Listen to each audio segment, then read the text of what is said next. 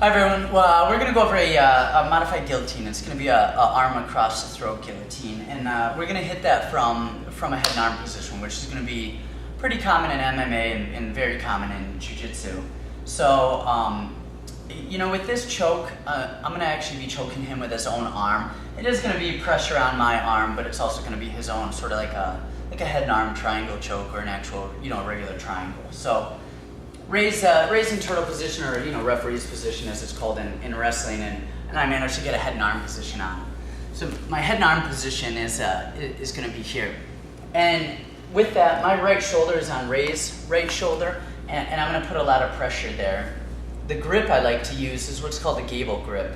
I'm going to put my thumbs together, just rotate perpendicular with each other, and just slap them down. Now I just cup this way.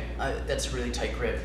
You don't want to use your thumbs because your thumb is the weakest part. Your thumb's going to fail first. So as soon as your thumbs fail, your whole grip is lost. So I have a head and arm on Ray, cupping tight in the shoulder. And he's going to base out here. He's going to keep, his elbows wide, because if I get his elbow across his throat, not only is there this choke that I'm about to show you, but there's a dart, an anaconda, a ton of other stuff. So I grip in the armpit, and I'm gonna pull this outside elbow, my left elbow, across my body here. That's gonna put his bicep across his throat. And you also wanna make sure that you have some weight on him. For demonstrative purposes, I'm on one knee right now, so I don't kill Ray and just crush him. But if you're actually doing this live, if you're on both toes, that's gonna be a little bit better.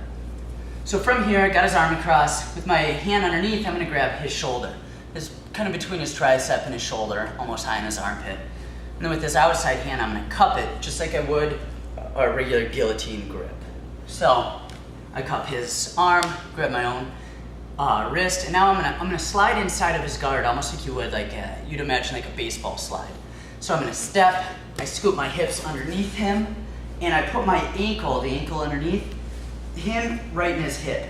Now this other leg is gonna go over the top of his back. And now I'm going to squeeze, and I'm going to arch here, and that's going to put a lot of pressure on him. So I'm going to show you from another angle, so you can see what I'm doing inside. So I got his arm across here, and as I'm inside, so his arm's actually on his throat, and I'm going to squeeze right here, and just extend my hips. So one more time from the opposite angle, so you can see what's going on over here. So I have my grip, pull across, so I'm pulling his arm across. Now you can see my grip high. I step inside and I slide. Come over the top with his opposite leg, and I'm just gonna squeeze and choke him out. And the good thing about this choke is if you can't finish the choke for whatever reason, he's defending well. If he pops his head out, so I'm trying to squeeze, I can't finish, he pops his head out, you're right in position for that arm drag.